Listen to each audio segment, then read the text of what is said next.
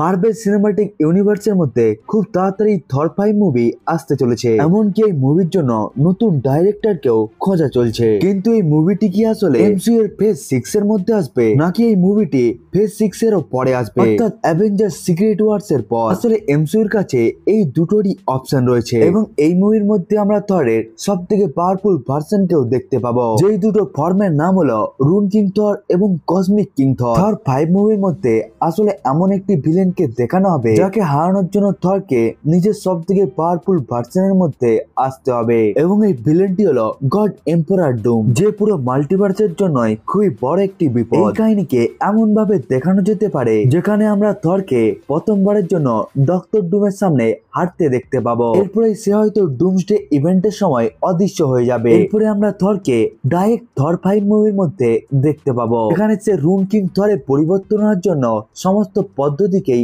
অবলম্বন করবে। কমিকের মধ্যে থরের আমরা এই ভার্সনকে দেখতে পেয়েছিলাম থর ডিসপেন্টাল স্টোরির মধ্যে, যখন ওডিন মারা গিয়েছিল এবং অ্যাসগার্ড পুরোপুরি ভাবে ধ্বংস হয়ে গিয়েছিল এবং থর প্রথমবারের জন্য নিজের আইডেন্টিটি এবং নিজের গড পোর্শনকে দেখতে থাকে। এই থরটি আসলে সমস্ত লড়াইকে জেতার পর যন্ত্রণার সম্মুখীন হতে থাকে, এমনকি তার কাছে প্রত্যেকটি ব্যাটেলের সাথে সাথেই নতুন রেসপন্সিবিলিটিও আসতে থাকে। এই মুহূর্তের মধ্যে রুন কিং থর বুঝতে পেরে যায় অ্যাসগার্ড এবং তার লোকেরা একটি ইটারনাল ফেজের মধ্যে বদ্ধ হয়ে রয়েছে, যেটিকে আসলে তারা সবাই র্যাগনারক নামে জানে। থর এই র্যাগনারককে আটকানোর জন্য বেরিয়ে পড়ে, যেখানে সে সব থেকে প্রথমে নিজের দুটো চোখকে স্যাক্রিফাইস করে দেয় এবং সে ওয়ার্ল্ড ট্রি এর উপর নিজেকে ঝুলিয়ে দিয়ে উইজডম এবং ট্রুথকে খুঁজতে শুরু করে। এখানেই থরের আবার জন্ম হয়, যেখানে সে পাওয়ারফুল রুন কিং থরে পরিবর্তন হয়ে যায়। সে বুঝতে পেরে যায় অ্যাসগার্ডের মধ্যে র্যাগনারক কয়েকটি এন্টিটির জন্য ঘটছে, যার নাম হলো দোজ হু সিট আপন অল অ্যাবভ অল শ্যাডো, যারা অ্যাসগার্ডিয়ান মারা যাওয়ার পর তাদের পাওয়ারকে ব্যবহার করে বেঁচে থাকে। এই জন্যই তারা র্যাগনারকের মতো সিচুয়েশনকে তৈরি করে অ্যাসগার্ডিয়ানদেরকে সামনে আসার জন্য বাধ্য করে দেয়। কিন্তু এই সময়ের মধ্যে রুন কিং থর শুধুমাত্র ছুঁয়েই সে ম্যাঙ্গকের মতো পাওয়ারফুল বিংকেও অতি সহজেই মেরে দেয়। এরপরে সে লোকিকে মৃত্যু থেকে ফেরত নিয়ে এসে তার শরীর থেকে মাথাকে আলাদা করে ঘুরতে থাকে। এরপরে যখন এই এন্টিটি সামনে এসে যায় তখন রুন কিং থর তাদেরকে এক এক করে শেষ করতে থাকে। কিন্তু মার্বেল সিনেমাটিক ইউনিভার্সের মধ্যে শুধুমাত্র কিছুটাই পরিবর্তন করে থর 5 এর প্লটকে দেখানো যেতে পারে, যেখানে থর ডক্টর ডুমের হাতে হেরে যাওয়ার পর সে এমন একটি জায়গার মধ্যে পৌঁছে যাবে যেখানে সে নিজের ভাই লোকিকে খুঁজে পেয়ে যাবে এবং লোকি থরকে বলতে থাকবে সে যদি গড এম্পারার ডুমকে হারাতে চায় তাহলে তাকে এই জার্নির পেছনে যেতে হবে। এই জার্নির মধ্যে আমরা থরকে রুন কিং থরে পরিবর্তন হয়ে যাওয়ার সাথে সাথে আমরা এখানে ম্যাঙ্গক এবং তার মতোই আরো অনেক পাওয়ারফুল ভিলেনের সাথেও রুন কিং থরের লড়াইকে দেখতে পাবো, যেখানে মাল্টিভার্স থেকে আসবে God the God Butcher, Kurse, ম্যালিকে, হেলা, এমনকি লোকির ইভেল ভার্সনও এখানে এসে যাবে। এই সমস্ত ভিলেন গুলো আসলে থরকে অন্য লেভেলেরই পাওয়ারফুল বানিয়ে দিবে, যেখানে থর নিজের ফাইনাল লেভেলে পৌঁছে গিয়ে দোজ হু সিট আপন শ্যাডোর সাথে লড়াই করবে, যাদেরকে হারিয়ে দেওয়ার পর থর এতটাই পাওয়ারফুল হয়ে যাবে যে যার ফলে সে এখন গড এম্পারার ডুমকেও টক্কর দিতে পারবে। কিন্তু গড এম্পারার ডুমের পাওয়ার আলাদা লেভেলেরই হয়ে থাকবে, কারণ ওটি হলো তার তৈরি করা মাল্টিভার্স। এর ফলে ডক্টর ডুমের ইউনিভার্সের মধ্যে রুন কিং থরের পাওয়ার খুবই কম হয়ে যাবে, যার ফলে রুন কিং থরকে অন্যান্য সুপারহিরোদের সাথে এসে ডক্টর ডুমকে হারানোর জন্য আসতে হবে। কিন্তু কাহিনী এই জায়গার মধ্যে শেষ হয়ে যাবে না। ডক্টর ডুম যখন এই লড়াইকে হেরে যাবে এবং থর যখন নিজের ফুল পাওয়ারকে পেয়ে যাবে তখন তার আবার ওই পাওয়ারকে আবার স্যাক্রিফাইস করতে হবে যাতে সে আবার মাল্টিভার্সকে ক্রিয়েট করতে পারে। এই সময়ের মধ্যে আমরা লোকির একটি টেস্টকে দেখতে পাবো, যে এমন একটি ওয়ারিয়রকে খোঁজার চেষ্টা করবে যে ডক্টর ডুমের বিরুদ্ধে লড়াই করার জন্য ক্যাপাবেল হতে পারবে, যার উপরে এটির বিশ্বাস করা যেতে পারে সে মাল্টিভার্সের পাওয়ারকে পেয়ে যাওয়ার পরেও কোন রকম কারাপ্ট না হয়েই ওই পাওয়ারকে ভালো কাজে লাগাবে। যেখানে ডক্টর ডুম সবার কাছ থেকে স্বাধীনতাকে চিনিয়ে নিতে চেয়েছিল, অন্যদিকে রুন কিং থর যে একটি নতুন মাল্টিভার্সকে তৈরি করে নিবে সেখানে সমস্ত ক্যারেক্টারদের কাছেই পুরোপুরি স্বাধীনতা থাকবে, যেমনটা লোকি সিজন 2 এর মধ্যে সবাইকে সে দিয়ে দিয়েছিল। এখানে আমরা বুঝতে পারবো মাল্টিভার্সকে দেখতে আসলে ওয়ার্ল্ড ট্রির মতো কেন, যেটি পুরোপুরি থরের মাইথোলজির সাথে যুক্ত রয়েছে। অর্থাৎ এমসিইউ যদি রুন কিং থরকে দেখাতে চায় তাহলে আমরা দেখতে পাবো এই মুভিটি আসবে অ্যাভেঞ্জার্স ডুমসডে এবং অ্যাভেঞ্জার্স সিক্রেট ওয়ার্স এর মাঝে। কিন্তু এমনও একটি পরিস্থিতি আছে যেখানে থর 5 মুভিটি অ্যাভেঞ্জার্স সিক্রেট ওয়ার্স এর পরে আসতে পারে। এখানেও থর 5 মুভিটি এপিক হতে পারে যদি এমসিইউ আমাদেরকে কসমিক কিং থরকে দেখিয়ে থাকে। মার্বেল কমিকের মধ্যে কসমিক কিং থর হলো এমন এক প্রকারের থর যার পাওয়ারকে কম্পারিজন করা হয় রুন কিং থরের সাথে, যার ইন্ট্রোডাকশনকে আমরা ডনিকে কমিকের মধ্যে দেখতে পেয়েছিলাম, যেখানে থর ওডিনের পর অ্যাসগার্ডের অলফাদারে পরিবর্তন হয়ে যায়। কিন্তু এই থরটি নিজের ফুল পাওয়ারকে তখন পেয়ে যায় যখন গ্যালাক্টাস তার পাশে এসে যায় একটি নতুন কসমিক ক্রাইসিসকে নিয়ে, এবং এই এন্টিটির নাম ছিল ব্ল্যাক উইন্টার। গ্যালাক্টাস আসলে নিজেকে বাঁচিয়ে রাখার জন্য শক্তিশালী প্ল্যানেটকে খেয়ে থাকে, কিন্তু ব্ল্যাক উইন্টার নিজেকে বাঁচিয়ে রাখার জন্য কোন রকম প্ল্যানেট বা ইউনিভার্স নয়, বরং সে মাল্টিভার্সকেই কনজিউম করে নেয়। এমনকি গ্যালাক্টাস যেই মাল্টিভার্স থেকে বিলংস করত সেই মাল্টিভার্সকে খেয়ে নিয়েছিল ব্ল্যাক উইন্টার। এমনকি আমরা থর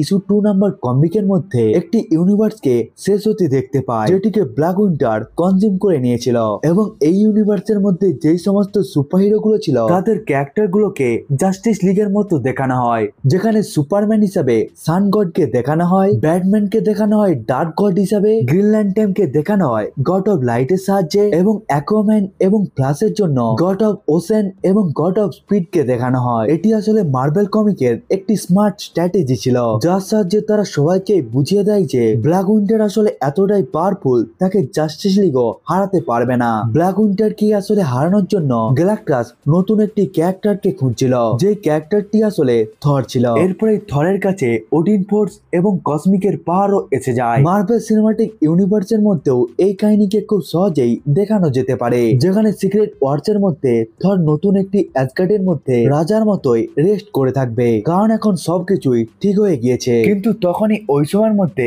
গ্যালাক্টাস অথবা সিলিস্টিয়াল আসতে পারে, যারা আসলে থরকে কসমিকের পাওয়ার দিবে এবং তারাই ব্ল্যাক উইন্টারের সম্বন্ধে তাকে বলবে। এবং অন্যদিকে লোকি, যে এতদিন ধরে মাল্টিভার্সের থ্রেটকে নিয়ে পুরোপুরি রিসার্চ করে চলছে, তাহলে এটি থরও করে নিতে পারবে, যেখানে আমরা নতুন কসমিক ক্যারেক্টার এবং তাদের রোলের সম্বন্ধে জানতে পারবো। কেন ইটারনিটি এবং বাকি সমস্ত এন্টিটি গুলো কেন কাউকেই আটকায় না মাল্টিভার্সকে ধ্বংস করার জন্য। এই সময়ের মধ্যে হয়তো থর জিউসকে রিপ্লেস করে দিবে এবং সে হয়ে যাবে কিং অফ গড নামে, কারণ সে ওই ব্ল্যাক উইন্টারকে হারিয়ে দিবে, যাকে বাকি সমস্ত গড গুলো হারানোর কথা চিন্তাই করতে পারবে না।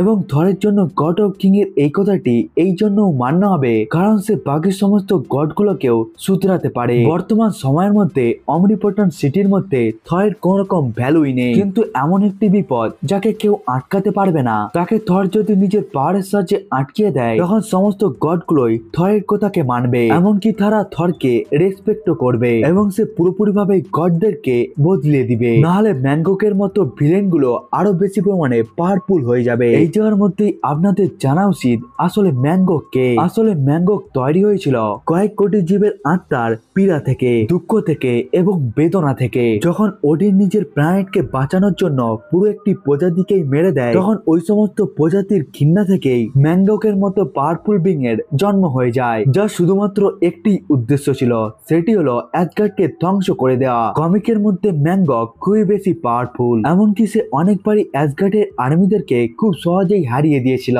যখন ম্যানগক ওডিনের সাথে লড়াই করেছিল তখন ওডিন তাকে বন্দি করে দেয়, কিন্তু তাকে সে মারেনি, কারণ ম্যানগককে মারা একটি ইম্পসিবল কাজ ছিল। এবং থর যখন ম্যানগককে মারার জন্য নিজের মিওনিরকে তার দিকে ছুঁড়ে দেয়, তখন ম্যানগক নিজের একটি মাত্র পাঞ্চকে ব্যবহার করে ওই মিওনিরকেই থরের দিকেই ছুঁড়ে দেয়। ম্যানগকের আসলে সব থেকে পাওয়ারফুল এবিলিটি হলো এই যে তার বিরুদ্ধে যতটা বেশি পরিমাণে ঘৃণা থাকবে সে আসলে ততটাই বেশি পরিমাণে পাওয়ারফুল হয়ে যাবে। এই জন্য আমরা থর 5 মুভির মধ্যে ম্যানগকের মতো পাওয়ারফুল ভিলেনকেও দেখতে পেতে পারি। এমনকি আমরা থর লাভ এন্ড থান্ডার মুভির ক্রেডিট সিনের মধ্যে দেখতে পেয়েছিলাম হারকিউলিস আসছে থরের কাছ থেকে রিভেঞ্জকে নেওয়ার জন্য, কিন্তু হারকিউলিস যখন থরের সাথে লড়াই করবে তখন সে ওই লড়াইকেই হেরে যাবে। এই সময়ের মধ্যেই সে নিজের পিতা এবং নিজের রিভেঞ্জকে কমপ্লিট করার জন্য সে ম্যানগককে মুক্ত করে দিবে, যাকে ওডিন অনেক বছর আগে বন্দি করে রেখেছিল। ম্যানগক অনেকটা সময় ধরেই ওডিনকে খোঁজার চেষ্টা করবে এবং সে তাকে না খুঁজে পেয়ে অ্যাসগার্ডের উপরেই অ্যাটাক করে দিবে। এরপরে ম্যানগক যখন থরকে দেখতে পেয়ে যাবে তখন থেকেই সে কিছুটা পিছিয়ে যাওয়ার চেষ্টা করবে এবং সে ওই সমস্ত গডগুলোকে টার্গেট করবে যারা আসলে খারাপ। এই কাহিনীটিও আসলে গড দ্য গড বুচারের মতো, কিন্তু এই কাহিনীটি থর 5 মুভির মধ্যে অনেকটাই ইম্প্যাক্টফুল নিয়ে আসতে পারবে। ম্যাঙ্গো হলো সেই সমস্ত ক্যারেক্টার গুলোর আওয়াজ যেই সমস্ত ক্যারেক্টার গুলো কখনোই জাস্টিস পায়নি নিজেদের গডদের কাছ থেকে, এবং এই জায়গার মধ্যে থর সমস্ত গডদের প্রজাতি থেকে বাঁচানোর জন্য ম্যাঙ্গোকের মতো পাওয়ারফুল বিং এর সাথে লড়াই করবে। এমনকি ম্যাঙ্গোক যদি এমসিইউর মধ্যে এসে যায় তাহলে আমরা থর 5 মুভির মধ্যে খুব বেশি পরিমাণে অ্যাকশনকে দেখতে পাবো, যেটিকে আমরা এমসিইউ ফ্যানরা খুব বেশি পছন্দ করি। বন্ধুরা, এটাই ছিল থর 5 কে নিয়ে এমসিইউর আগের ফেজ। বন্ধুরা, আপনারা থর 5 মুভির মধ্যে কোন থরকে দেখতে পছন্দ করবেন, রুন কিং থর নাকি কসমিক কিং থর, সেটিকে বন্ধুরা আপনারা কমেন্ট করে বলতে ভুলবেন না। বন্ধুরা, আজকের এই ভিডিওটা এতটা পর্যন্তই। দেখা হচ্ছে অন্য একটি ভিডিওতে, ততক্ষণের জন্য বাই বাই।